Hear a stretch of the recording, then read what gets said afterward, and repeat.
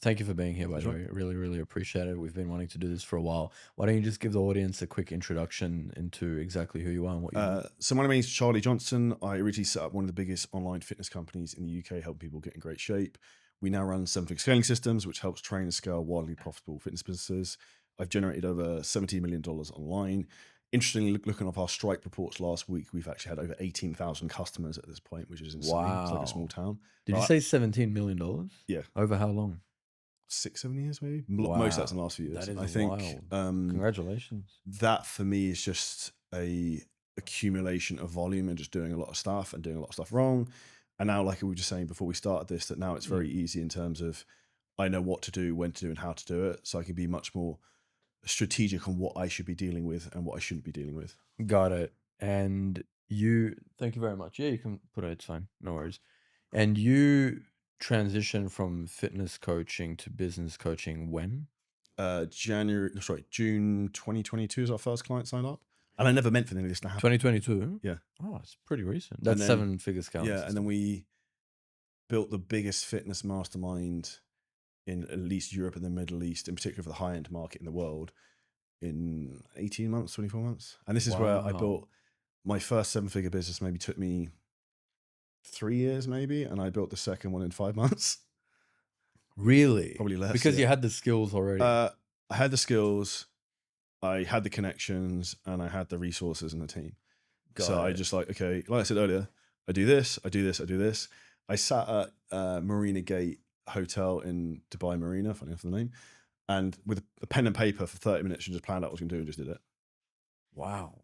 Just by yourself sitting Yeah, I down? just sat there myself. I got a photo on my phone, so I was like, "This is a distinct like moment in Yeah, time." So I should yeah. probably take a It's photo. a timestamp. Yeah, I should have made a video of it, but that was a cool thing because it was literally just a shit piece of pen and paper, and literally just wrote like, "Okay, this is what I need to do. This is how I'm going to do it. These are the people I need to target. This is how the system should work." Have you Off you shared go. this story I on don't think I YouTube? actually ever have. You should, man. You should. Because something that drew me to you was your story, to be honest, and just everything that you've been through, the way that you've built yourself up. And I have you on the Mind's Eye Status podcast. Not because you're a fitness coach, not because you're a business coach, but because to become as aptly named as your podcast is, to become financially stacked and no, physically jacked and financially stacked, which is the perfect name for you, by the way, the perfect description. In order to reach that, both of them, you need discipline, you need grit, and especially for the financial side, you need to be very, very socially intelligent and switched on as well. Now, I've been to different masterminds and workshops with you, whether it's people that were attending or the ones that you have as well. And something that I noticed about you, Charlie, has been the fact that you are not only switched on business wise, because sometimes when I ask you for advice, you're just like boom, boom, boom. You're like a sniper. You know exactly what to nail. But you're also very switched on in terms of how to ask a question in a group setting or make a comment, or how to even deal with a crowd, how to handle a crowd. I noticed that you're very socially intelligent. I know. Probably the exact moment you're referring to was at our own event. Uh, Maybe Yeah, there were a couple of yeah. moments at your event. Yeah, what comes to mind for you? There was a guy in the crowd who kept talking, and I just like cut him off, and I was like, "I'll speak to you after this," because like the question was like massively in depth. Like, dude, I can't stand it for half an hour explaining this. Yeah, yeah, that But I was a actually good noticed Sabri example. did the same thing at the event at the He did the weekend. same There was a thing. girl who asked a question that was a bit dumb, and he was like, "That's not relevant," and just like moved on. Yeah, yeah, and too many people do that as well. So, how do you think communication skills and social intelligence has played a role in your success? If I'm honest, it's probably one of the biggest things I've had to learn. Mm. I wouldn't say I'm gifted with a lot of skills, but I've learned a lot of skills, and the best skill I've learned is actually how to learn. Mm. And The I best skill that you've learnt is how to learn. I gave this analogy on another podcast earlier, but is say I want to learn how to run Facebook ads. First, I have absolutely no idea how to run Facebook ads. So then, okay, I will find someone or a course or something to teach me how to run Facebook ads. I will sit there, I will test running Facebook ads. I will make loads of mistakes, it won't work. I will then try again and I might start to get it to work. I then probably get someone else to help me. And then eventually I will get it to work. I have then learned the skill of Facebook ads. I then do that for a period of time. You become a master of the thing. And then when I've learned how to learn Facebook ads doing that, I'll just replicate that to other things in my life. So I tend to go through seasons of cycles of trying to what's the people talk about like point of constraint in their business. Mm. What's your point of constraint as you as an entrepreneur? Like a Like, bottleneck yeah, kind like of. what's your bottleneck in terms of the skill set right now? So if I was brutally honest, last year, one of my bottlenecks of skill set was communication, leadership, public presenting. Last year? Mm. Okay. So I had very strong skill sets in other areas, but I had to constantly learn how to get better at those things. So I hired speaking coaches. I had people go through my presentations before I spoke at events. I became much more aware in terms of like leadership, how I was managing our business, because the thing that tends to happen is that you end up with a very dysfunctional business at a certain point if you don't know how to lead people and also how to communicate clearly. And I think that's where the skill sets you have from a business that makes 0 to 10K, 0 to 50K versus something that's going 200, 300, 400, 500K to a million is Mm. very, very different because the person you have to become in that environment changes. Okay. What's changed? I had some questions on my phone from viewers, but I don't think I'm going to use it, to be honest. I'm just going to put this to the side. But what is it? So when we go to masterminds, for example, because learning isn't just about information, I assume. And this is what I think, and I'm curious to hear what you think. So what I mean by that is we just attended a business mastermind. It was a 3-day mastermind. There was so much information in that mastermind, and everybody who attended got the same information, but not everybody's going to be making 500, a million a month. So what do you think is the difference between those who do and don't? Because we all have information out there, right? Do you want a real life example? Please. You notice I wasn't there on the second day in the morning Yeah. because I was actually implementing doing shit. Right. And that's the reason that people don't get the success they want is they are information junkies. They are learning more about things, about solving problems they do not have. So I will try and focus on Sabri's thing was the main thing I want to see. I want to be better at marketing. I want to be better at Facebook ads, leadership team. Learned some sick stuff from him in terms of copy, ads. So I was like, cool. I need to go and implement and plan this stuff out. I don't need to learn about Instagram because I crushed that already. There is no relevance to me sitting there when I could probably teach the subject. So this is not relevant. It's just wasting my time. And if you look at the reason why some people are more successful than others, it's because of the way they utilize their time and how efficient they can be. And one of the big things I'm trying to focus on is how efficiently I can use the energy I have as a human being. Because Mm. eventually I'm going to get tired and I can't focus and I can't give my all to something. Mm. How efficiently you use your time. I know you're very ice cold when it comes to the truth. You have your beliefs that you've really cultivated because you're such a good student, and I can feel that from you. So I want to give the audience a little bit of a wake up call because sometimes I get pissed off, man, when I hear certain excuses or if I read comments or if I hear certain objections on a consultation call, sales calls. And I want to give the audience a bit of a wake up call because I want them to hear it from a literal winner like yourself. You have a track record of winning in life, brother. And, knock on wood, more success to you. What traits do you see in people that make you realize, what, this person is just going to lose? This person is not going to make it. They make excuses. They don't keep promises to themselves. They don't have discipline. They can't delay gratification. Like I frame people need the 3 R's to be successful. So you need to be relentless, you need to be resilient because your ability to bounce back from difficult times is incredibly, incredibly, incredibly important. And thirdly, you have to be resourceful because you have to be able to get the resources to get what you want in life, whether that's the financial resources, also the resourcefulness of your own time and energy and how you deploy I that. like that. I like that. Relentless, resilient, and resourceful. Can you break those down for us?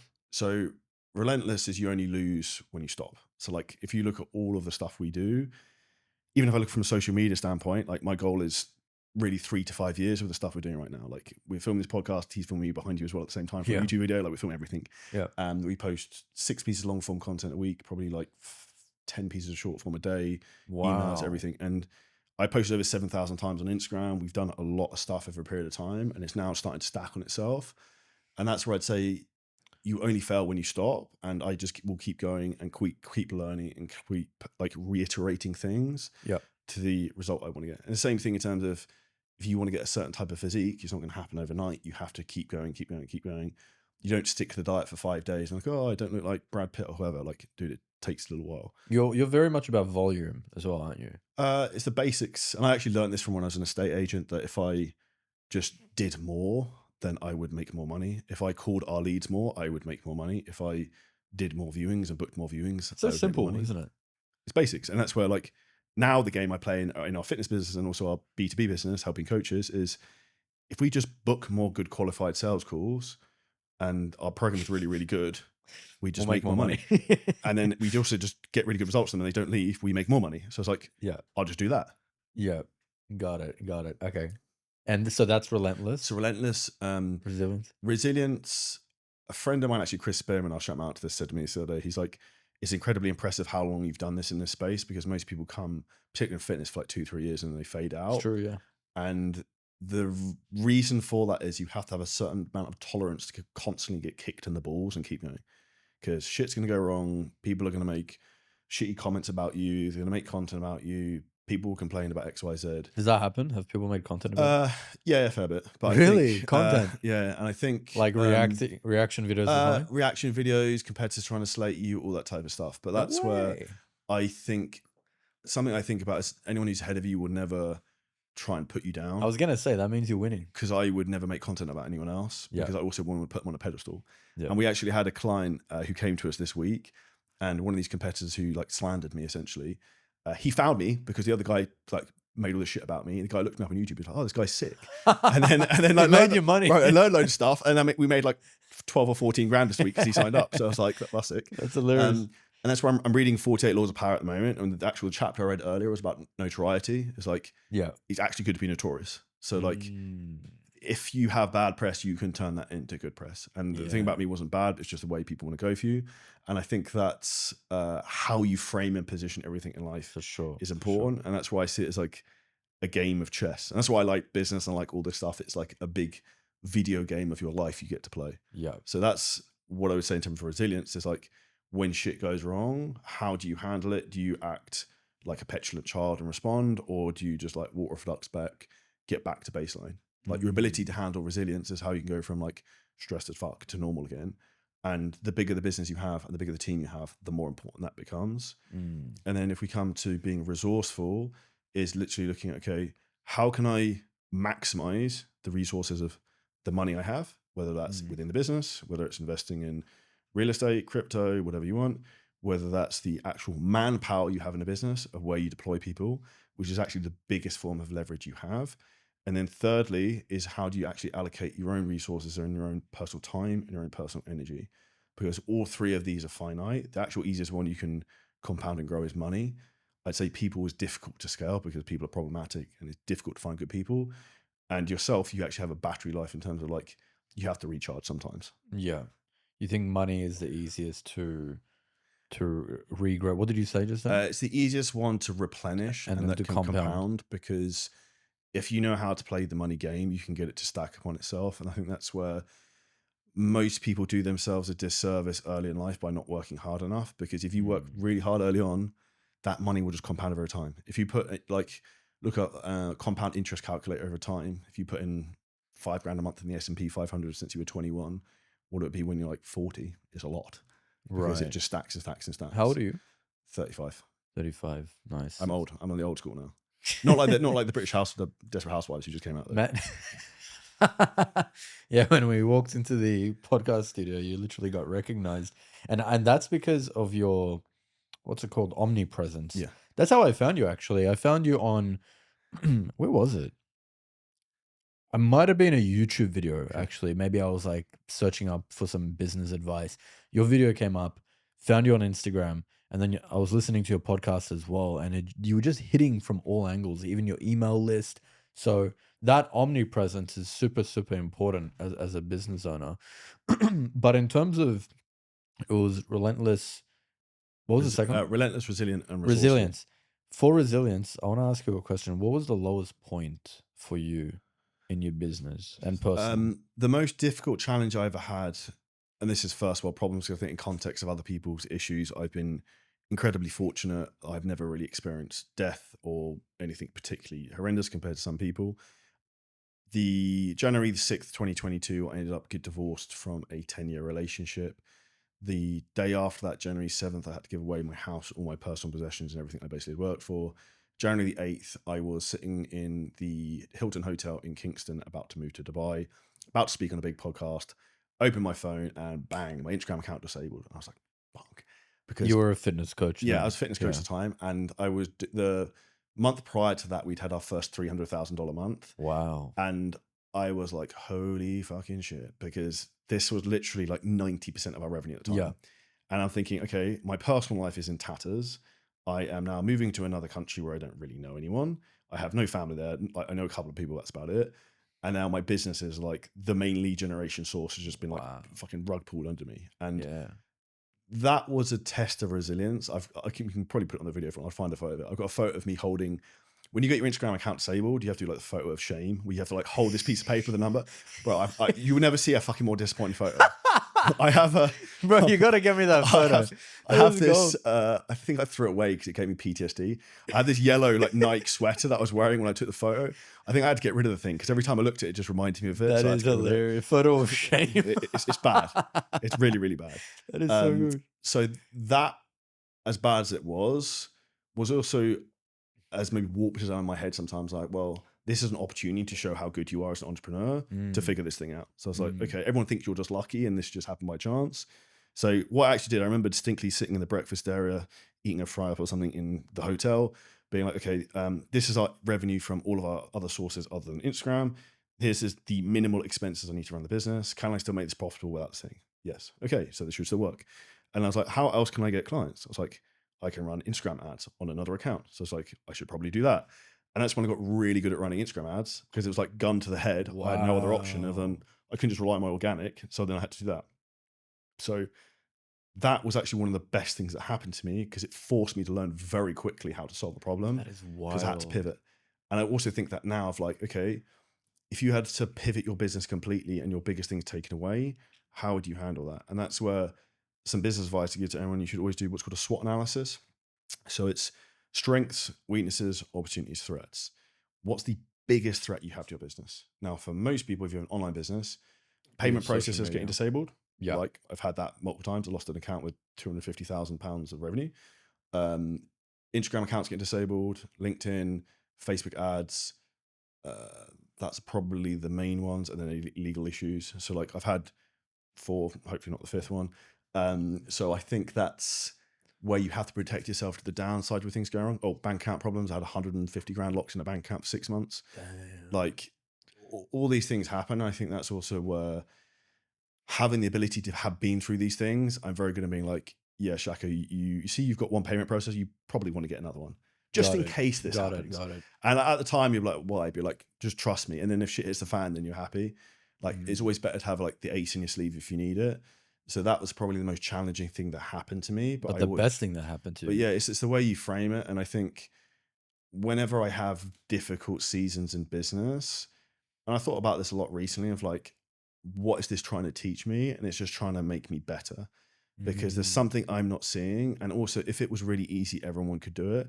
And the reason that not everyone could do it is because it's difficult. And it's also a chess game of thinking rather than just at the beginning. I think it's more fun in some regard because it's just like raw brute force violence of like, let's just fucking gun it. And I like that. You That's embrace the chaos. yes. Well, Then. I like starting businesses, maybe less so running them, as I'm a visionary and Interesting. creative, and I like proof of concept, seeing something come to like a reality of like I visioned this as like a brand and it happened. So like came from my mind and everything like this coffee cup, everything you see, like someone thought of how that coffee cup is going to be designed and then Yeah. made it, which I think is a really cool thing. And I think that's naturally where I'm more of a creative in terms of that aspect, in terms of like building businesses. And the visionary. But then like we have a staffing thing going on today at the moment. It was like one of our guys need to speak to me. It's like, I don't want to deal with that shit. Like I don't want to run the business. I don't want to do operations. I obviously have to some degree, but that's not my superpower. What would you say was your most important hire? I'm going to say first it'd be Mike. He's sitting there he's behind the camera because me and him first started working together in 2018, 2019 before when I was still working as an estate agent, and we started making content before other people made content. And I distinctly remember this that Wow. everyone was filming on a fucking iPhone and we're using like DSLR cameras or whatever they are. And it was like people were like, what the hell is this? This is sick. Yeah, right. Obviously, there was probably like a 6-month window where you could rinse that where other people started doing it. Yeah. But that's where We actually spoke about this earlier on. The biggest mistake most people are making is they do not realize we are in a traffic game to a lot of respect, Mm, because you have to be able to get eyeballs and be able to get a brand to be mm, able to sell. Because if people don't know you, they can't buy from you. And that's true. where I find it funny where like those random, like respectively older ladies knew me from somewhere. I had no idea who they are. Yeah. And then I went to Carrefour yesterday. Some other guy stopped me. It's just like you start to get recognized, which then means people are going to start to like talk about you, etc. And that's where you should, if you've got positive word of mouth and your business is really good, clients will just start to come to you. Mm. What do you enjoy the most about the creative process? Seeing things come to life. Actually, no, second off. Seeing things come to life. And then secondly, because I'm a massive nerd and I quite like gambling because I'm a bit of a degenerate in some respects. I like to like gamble with an educated guess on Facebook ads. I like seeing when someone signs up where they came from. So for me, it's like chess. Of like, I go into high Interesting. roast and be like, where did this person come from? Do they come from an ad? What campaign? And then like I'm like, sick. I just set that campaign and that person came up. I made that happen with my mind because I create that campaign. I came the idea to run ads to California, create the specific ad. So with my Got it. brain, I create the sequence that then can change this person's life to create a hugely successful fitness business. That's interesting. What would be one of the most for the especially for the business side of things, what would be the best success story that you have? Uh, the first two that spring to mind would be Dave Kennedy, the farmer. So they came to, he's not a farmer, I'll reframe that. They're from a farming household. They are online fitness Right. coaches who help farmers lose weight and get in shape. The two Irish brothers, they went from making 15,000 euros a month to 150,000 euros a month in about 9 months, Damn. um, which in a very different niche. And I would say the second one, which is pretty out there and different, would be Aaliyah Mares, who's a girl who's 24, who does over $200,000 a month in her fitness That's the girl business. that did the talk. Yeah, at the event. And I Mm. think for me, Dave actually said this to me, and I don't mind actually saying it. He wanted to put in a testimony, but he wasn't sure what I'd say. Is he didn't even have the money to join us at the time when he started. So I was like, I really like Dave. I could tell he had the fucking grit to do it. So I was like, dude, we'll split this up however works for you. Like, you do the work, like the whole thing will work out. So we split like whatever it was up to join with us at the time into different payments so he could afford it because he couldn't at the time. And that's completely transformed his life, his brother's life, his entire family's life, generations to come because of that initial like act of almost kindness to help them, because I could tell he was a good guy and they have a good background and a good offer and they really want to help people. So for me, that's like when he said that to me the other day, I was like, shit, that's sick. Wow. That must be so fulfilling, man. You're obsessed Mm. with your work, with your mission, with your vision. And how does Charlie, your girlfriend, how does she fit into the picture for you? If I'm honest, that's something I'm trying to work out to some degree because I find it, I'm an all in person. Mm. So like to the point where we have to like book in time for us to do stuff. Otherwise, if there's not I think time, that's a great yeah. idea. Otherwise, like it won't happen Yeah, because like if I have open space, I'm like, oh, I'm gonna go film all these ads or like do whatever. So exactly. like last night we went to the cinema for like 3 4 hours, and then tomorrow night we're gonna go stay in the Bulgari hotel on Amex points. It's pretty cool. So I think trying to be as caring as you can as a partner. She's incredibly supportive and also very patient, because I will openly admit it's not easy to be with someone who's maybe slightly maniacal and very obsessed with one thing. Mm, Because to get to that point of being very good at something, you have to be selfish. But to actually be selfless, you have to be selfish, because if you do not put yourself first, it's like they say in planes gonna crash. You got to put your seatbelt on first. You put your life jacket mm. on first. You have to look after yourself first, and you can look after others. I think, particular as a man, it's your responsibility to be the leader and then set the standard and set an example. And in my opinion, slightly old school, like protect and provide. So that's very much always the way I've seen my role in a relationship, is to provide safety, security, and Love it. whatever else you need. If you just let me do whatever I have to do that, then we're good. Then you'll have a good Yeah. time as well. Yeah, I like that. Well, you guys look really good together because she seems like very quiet and chill as well. And it's nice seeing that by your side. With success comes so many opportunities, right? When you start to make more money, when you start to have more clout. How did you notice people start treating you differently once they knew that you were more Um, successful? I notice people starting to want stuff from you, and I think it's sometimes difficult to frame for people like why I can't meet up with you and have coffee with you for 3 hours to help with your business for free, because I also have all this other stuff I have to do. Yeah. And I think it's sometimes just being polite in terms of, and actually a good friend of mine, actually Usman, gave me good advice in terms of how to handle this, because I said I'd had a lot of this recently. I was like, just say to them like, I'd love to help, but at the moment I literally cannot do anything other than I'm doing because I'm working on this really big mission to help as many people as possible, and I can't take any time away from these projects right now. When I have more time, then I can come and help you, because I think that's also where people end up messing up their own careers a little bit and actually their maximum potential, because they're trying to help people who necessarily, like, I would help anyone, but they want to help people for free. Who, if that actual person was like a really good friend, they'd be like, Shaka, I need to get better speaking. What can I pay you now to help me? Like, that's how I Mm, would handle it if I wanted something mm, from someone, rather than mm. like, oh, you free for coffee for 3 hours and I'm just gonna, and they're gonna fucking grill you. So Yeah, yeah. I think it's managing expectations like that. But I also think it's, I've also noticed sometimes how people will try and position you as an individual, as a brand, even if you go to certain events or do certain things. I've become very aware of. I'm very like emotionally intelligent with that. You are.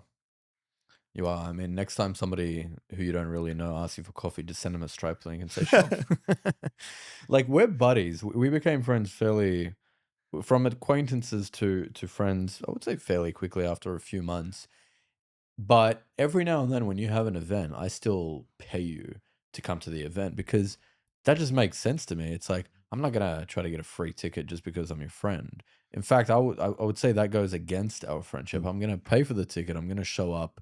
And what's interesting about that, and you might have noticed this as well, is he started to really climb the ladder, and maybe even when moving to Dubai, is I noticed that my friends who I grew up with, none of them have even shown a slight hint of curiosity about any of my products or my coaching or even my $99 workshops that I used to host.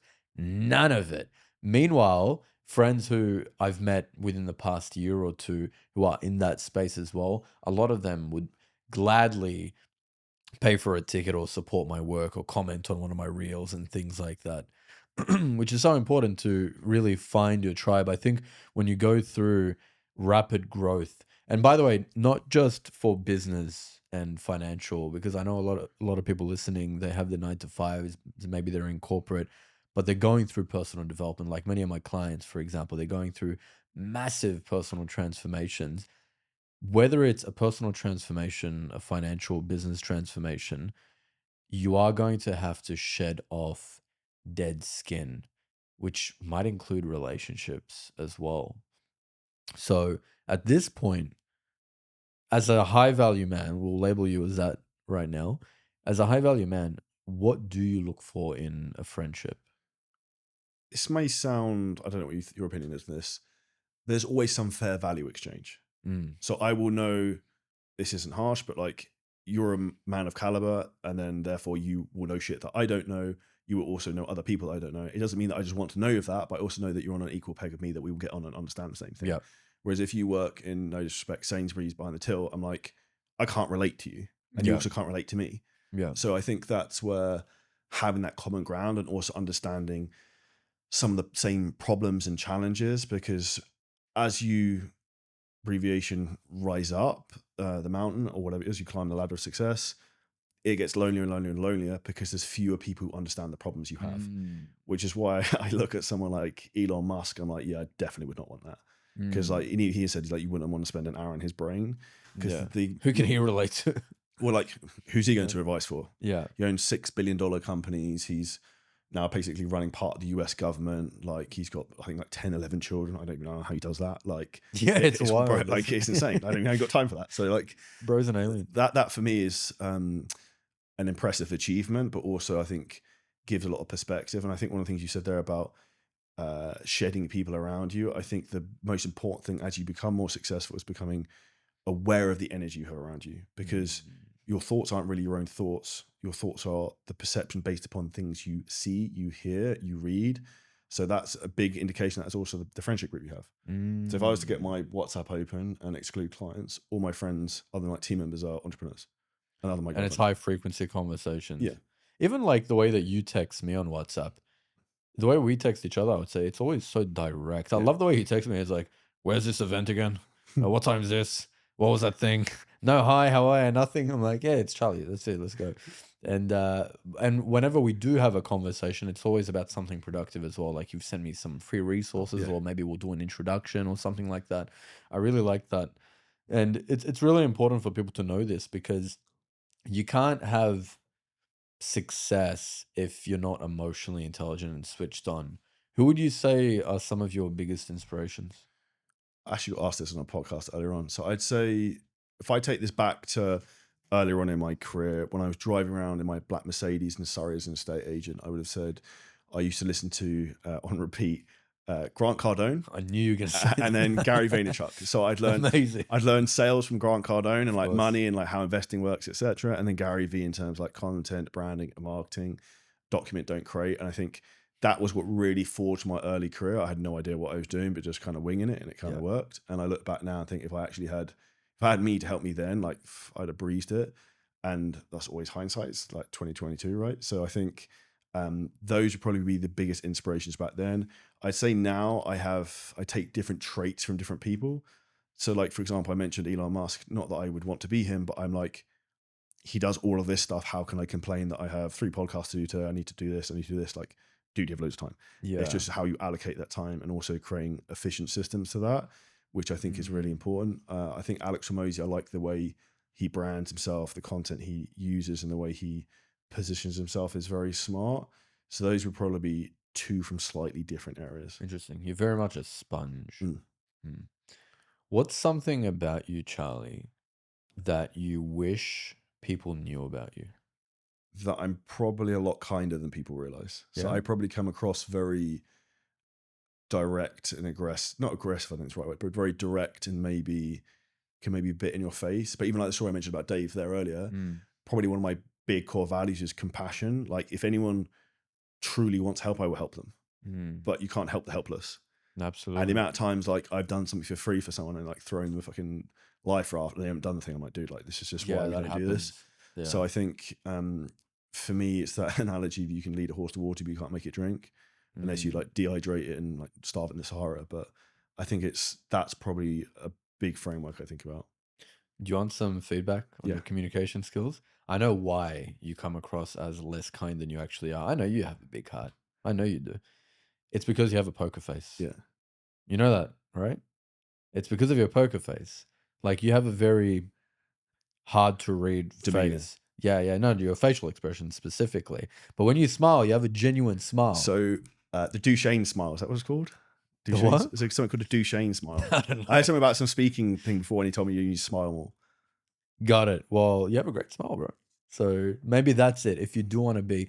But then again, at the same time, I think it filters out people who are going to Mm. judge you quickly because when I met you for the first time, I noticed your poker face, but I didn't judge you for it. For me, I'm just like, that's just how he is. And I'm going to judge you based on your actions, not on what my perception of you is immediately. So I think the way that you are, it will filter out people that judge too quickly anyway, and people that can't handle that directness as well, right?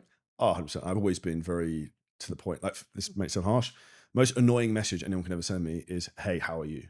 Yeah, Like you clearly yeah, want something. Just ask the question. yeah, Like, yeah. I hear you. You're very direct, and that's a trait of high mm, status. In fact, this is something we talk about a lot in Diamond Eye, our program, which is high status communication is concise and it's precise as well. It doesn't beat around the bloody bush. At the mastermind, there were so many people standing up. And by the way, guys, if you have meetings, did you notice? I don't know if you clocked it. You would have done. Like I went first and I stood up and spoke. The most people who didn't stand up when they spoke to introduce themselves, I was I like, noticed. Yeah. I thought that was very, very interesting. Yeah, yeah. Of course. If you're gonna stand up, introduce yourself to the group. Have a presence. Have a presence, brother. Be memorable. You're there for a reason. Even were you there when who was it? I think it was Sabri. No, no, not Sabri. It was Will asked, "What do you guys want to ask Sabri?" Were you there for that part? I'm not sure. Okay, there was a part in this Oh, workshop. no, it was. Yeah, I uh, asked about 4 questions. Yeah. Yeah, yeah, but you were like, boom, boom, boom. These are the questions. No problem, bro. There were people that stood up and said this question and that question, but I know that was already asked. And it's like, why the hell are you bringing it up if it was already asked? Just say, nah, it's covered. And then when it got to me and David, we literally said the same thing. He goes, nah, I'm good. And I literally said, no, no, I'm good. It's already been asked. That's it. You just move on to the next person. But you also know the people who said that, like you mentioned, will be the people with smaller beginning businesses because it's the way Yeah, you behave and the way you respect other people's time and the way you articulate 100%. articulate yourself makes a massive difference. Man, when you approach somebody high status, and this is a lesson for everybody, especially if you want to connect with your executives and directors, or even just high net worth and entrepreneurs, that is, be super respectful of their time. When Sabri Subi is a big time entrepreneur for those who don't know, and he was a guest speaker at our mastermind recently. Not our mastermind, a mastermind we attended. When he was in the room, I went up to him, and to be honest, I rarely do this, but for some reason I wanted to that day. Went up to him, I just said, Sabri, because he was Aussie, I felt more drawn to that. I said, Sabri, welcome to Dubai, brother. Nice to meet you. I'm Shako. And he goes, "Good to meet you. You live in Dubai." I said, "Yeah, you're in Melbourne, right?" He goes, "Yeah." And then I noticed he was like looking around, getting ready, and I was like, "All right, brother, I'll leave you to it." And I left him to it, and then he got I saw swarmed. that. He I got. think I try not to bother people in that I situation. saw you. You Uh, introduced yourself yeah. briefly, and then you Well, bounced. I was going to leave him, and Will introduced me. It's like, this is my Yeah. bodyguard. Like, ha. And then Sabri started talking to me. So then, like, it started talking to him. And then I was Yeah. like, because I know what it's like when people swamp you. And also, not expressing like flies on shit, but it is a bit like that. And you can also see the way people behave around that. I'm like, dude, just leave the guy alone. Like, Did you see his reaction though? mm, Like you can tell in his face, he's like, there was one person there, I'm not gonna name him obviously, but they started talking about their business to him and just explaining all the details, and I saw him, like, looking around like, can someone get me out of this? "Yeah, someone get me out of this," I and know it's exactly what you're talking about. oh, yeah. And she literally destroyed her opportunity. She destroyed her opportunity of connecting, making a good first impression, because now she's just another fly. She's just another fan, essentially. Just be socially intelligent. I don't know what you think of this. So Sabri's obviously G, and I did think about it. I was like, maybe I should get a photo with him. I was like, no, just leave it. And Me too. then like, because for me, it's more like boss status if you just like leave it. And then as we were leaving, I got my Ferrari, put the roof down, drove off, and he was walking past and was looking at me and waved. And I was like, it looks more perceived authority. Where I'm not like Way fanboying you better. trying to get like selfies. Like Exactly. I thought about it because it'd be good for ads, but the Yeah, next, if I was in your position, I would have asked for a photo literally just for the ads. um, But I get what you mean. but I'm already like in touch with him on WhatsApp to try and get him into a podcast. So I don't want to then do that to Be undermine. that, So yeah. like a lot of it is like positioning. I think that's where a lot of people don't play that game very well. I completely agree. What would be better in that position would be maybe you walk up to him quickly, just thank him for the talk and bounce, and one of your friends, maybe me, just quickly Yeah. records you doing that. Like that'd be way more effective. But what you did, which is leave him be, not asking for a photo, act like a fan, and then later he sees you driving off in the Ferrari, that elevates you so much in his mind, in his perception compared to everybody else that was there. In fact, even Mehdi, who was sitting next to me, he asked me, he goes, "Do you want a photo with Sabri?" I said, "No, I'm good." And he goes, "Do you want me to ask him if he wants a photo with you?" Like, yeah, you can get in line. But that's where I think it's a bit cringe. And I think there's a time and a place. Mm, But sometimes I think people weaken themselves with those. yeah, yeah, I completely agree. That's how you build relationships as well. I mean, for example, William Brown, our mutual friend, super popular business coach. For those who don't know, when I met him, I didn't act like a fan. I was just natural with him, and we ended up becoming buddies, and now we meet each other frequently as friends. That's what happens. That's what ends up happening. Mm. Okay, so if you had to, actually, I'm curious. I have another question. What would you say is your biggest weakness or challenge right now? Stopping the entrepreneurial ADHD of doing too many things. So like even first this month, I was like, okay, last month was pretty good. I was like, I need to go and do something else. Like, what else can we do? I'm like, so I literally had to like reframe my brain. It's like, stop, look at the numbers in your business. That's the problem. Do that. Don't do anything Why is that a else. problem though? Because you then end up, every business has like one point of constraint, right? So if you have one thing that's stopping you growing, any time that I spend doing anything else effectively is a waste of time until I fix that one thing. Got it. So for example, we have two programs. We have, well, three technically, but let's call it two. We have our main seven-figure scaling systems program, and then we have our Fit Pro launch systems program. We halved our churn rate in 2 months, on the last 2 months, Oh, wow. in seven-figure scaling systems from some stuff Alex Omazy told me to do, which is pretty smart, and some of my own ingenuity. But our Fit Pro launch systems, the beginner one, is still high. So now my plan is, okay, we'll do the exact same systems in that to try and pull that down. And then if you half your churn rate, It's your business massive. grows dramatically. And that's why we're hitting like record client numbers now. We need more team members because you're not like signing up one client, losing one client.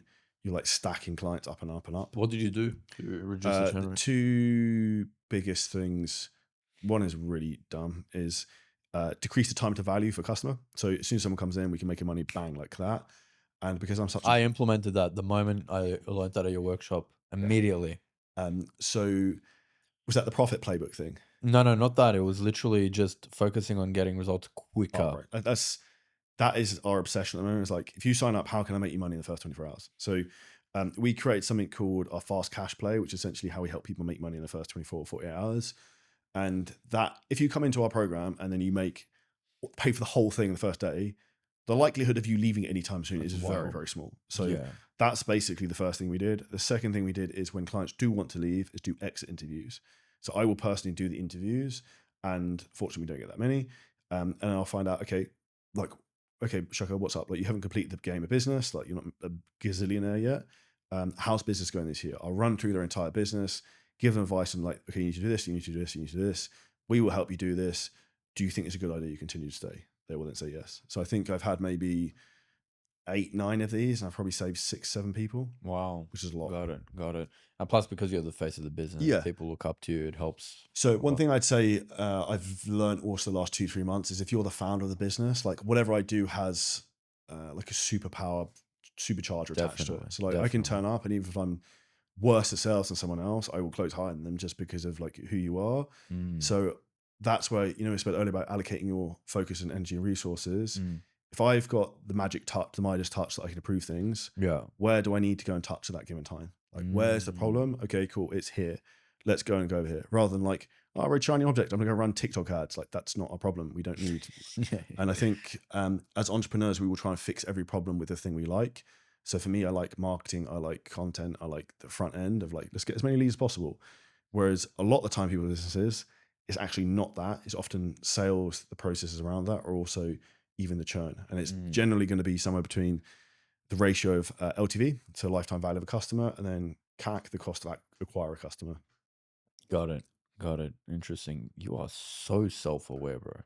You speak like a mad scientist. Uh, yeah, and that's why I'm now getting very good at trying to control myself. I can feel when I'm brain is starting to like get the itch to do dumb shit, and it's like, stop doing dumb You shit. have a spiritual practice, right? In what respect? Like Actually, let religious. me rephrase that. Do you have a spiritual practice? If I don't know what it is, probably not. Meditation, Um, visualization, prayer. Not necessarily. I will write. I just journal. I'd say that's probably the closest thing. Do you use vision boards or anything like that? Yeah, I have a vision board on my Yeah, phone, you have vision and board. I'm big into like goal setting. So I write What's the goals out. most exciting thing on your vision board right now? I want a house on the Palm at some point. Ooh, nice. Okay, bro, that suits you so much. So typical as well for you. Uh, I can just imagine a I just caricature like to of live on you. the beach. I've always Yeah, wanted to live on the got beach. it. Got it. Yeah, that would suit you for sure. All right, I want to ask you one last very selfish question. Based off what you know about me, high level, obviously you don't know you know a little bit of the details, but what would you say, or even assume or guess, is my biggest bottleneck or roadblock with growing my business? Operations and team, Operations and team. because you have the ability to get traffic. You're a great communicator. You make great content. Mm, I have no doubt you couldn't turn that up, or if not, you just chuck some money into it and you get more leads and more traffic. It's how it's the sales processes in the middle, in terms of how do I convert these people mm, into paying customers, and how do I make that ratio, like I said, of lifetime value of a customer to CAC like stack up. So how much it's got going it. to cost you versus how much you're going to make. And like, for us in our own business to scale more on paid ads, our priority at the moment is ascending people from our beginner program and also reducing churn, so we can increase LTV, so I can just spend more on the front end to pull people through. And then we just go up and up and up and up. So I would say, for you, knowing like some background in your business, it's the operations and the sales process that's going to be the big thing that's going to get it to the next level. And if you look at the biggest point of leverage in every business, other than a software, would be a really, really good employee. And like, Mm, transparently, that's the big thing we're looking for now, is maybe 2 to 3 people who are really, really, really fucking good at certain things. And that's where in the past I made a lot of mistakes by just hiring anyone who had a pulse, who seemed game for it, but like, you're in, and then it'd got be a it. nightmare. You want A players, and you feel like that has the biggest leverage. Yes, and then what I would also say for you, because you've got a great brand, is the fact that you have a brand also makes it easier to hire. And that's probably one of the things That's I've true. also realized is that we probably get 20 people a day DM me for jobs from video editing, Really closing, setting, all types of stuff. interesting. Yeah, you've definitely built a proper fan base. Amazing, bro. Well, thank you so much for your time today, man. Really appreciate you, Charlie. Where can people find you? I know there's so many links. If you just search Charlie Johnson Fitness, will come up on anything. But the best things I would suggest to check out, if you like business content, check out Charlie Johnson Scaling Systems on YouTube. And if you like podcasts, you've also got a sick podcast up there, which is it's called the Charlie Johnson Show. We had to rename it from the other one because people couldn't find it. So you just search Charlie Johnson Show on YouTube, that will come up. We've got loads and loads of content. There's basically just we give everything away for free, essentially. When you guys have the fitness coaching offer We as have a well. fitness coaching offer as well. We actually have another YouTube channel for that, but we haven't posted for a while. So whether you guys want business coaching, which I can absolutely vouch for Charlie is one of the best in the game.